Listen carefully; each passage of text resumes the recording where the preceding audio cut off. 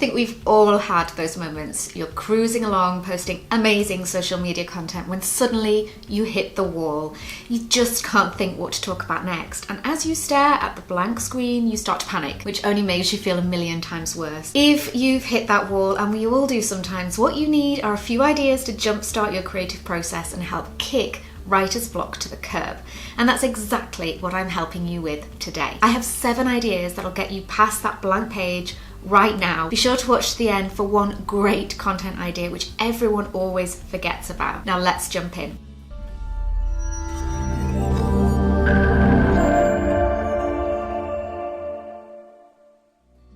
Welcome back to the channel. I'm Natalie Haley, your host. So first up, behind the scenes content. So behind the scenes photos, videos and stories are a great way to show your audience what you're really about.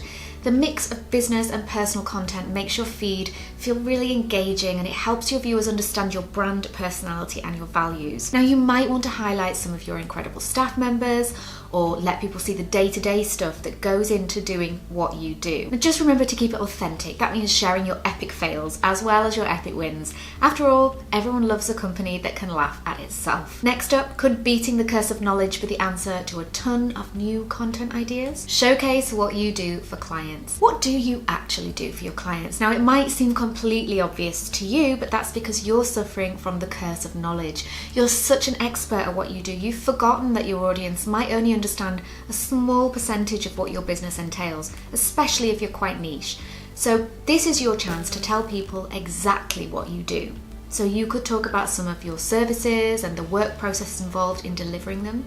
You could create a how-to post. This works especially well for highlighting products like tech gadgets, fashion items, beauty products, or anything else that you can demo. You could share insider tips and hacks and use it as a chance to show off unique design elements or really cool packaging. Or you could use a case study of some of that great work that you did for a client. And don't worry about being too salesy. These posts aren't about a hard sell. You're really just trying to get that reaction of, that's what she does. Yes, I need that. Now, are you a fan of how-to posts? Well, why don't you let us know in the comments how they work for you. Next up, questions and objections. Now, your audience typically has a ton of questions about what you do, so answer them. Which questions are you always fielding? And if you can't think of any, pop into the communities where your audience hangs out, like Facebook groups, and look out for interesting questions people are asking about your industry. And think about objections too. So whenever you're on a sales call, for example, or talking to a customer, what are the most common objections that stop them buying? Is it because they think that they don't need your product, that they don't have the time to do your course, that they can't afford to invest in your services? Whatever it is, why not create a post that tackles that objection head on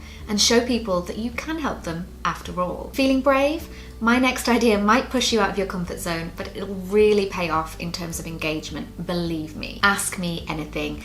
So if you're up for a challenge, this is for you. Ask Me Anything posts or AMAs are a great way to up your post engagement. They also offer really great insight into how your audience views your brand, what they're interested in, and any gaps in the knowledge that you could later address with a how-to post. You can be super specific with it. So for example, ask me anything about our upcoming course launch.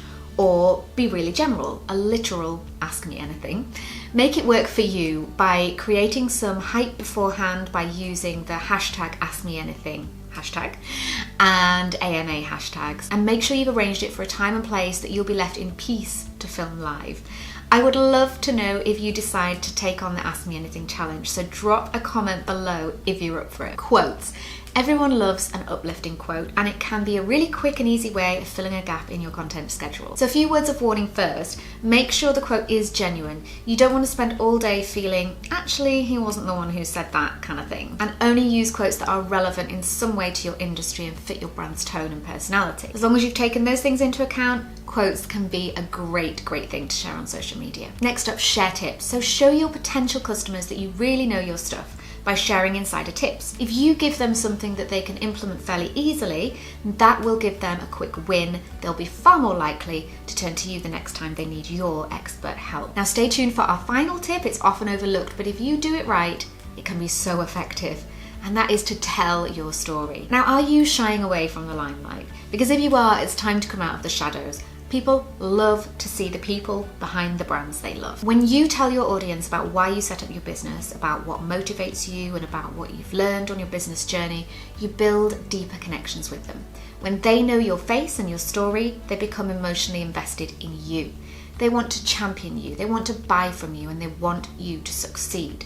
So don't be afraid to take your audience behind the scenes of your business and get a little bit personal. Share your business journey, tell people your why, and show them how you celebrate your wins and how you've overcome challenges. Now save this video, and the next time that writer's block hits you, all you have to do is pick one of these 7 options and start brainstorming ideas. I would love to know which one you're going to try first, so drop me a comment below and don't forget to subscribe so you don't miss the next episode.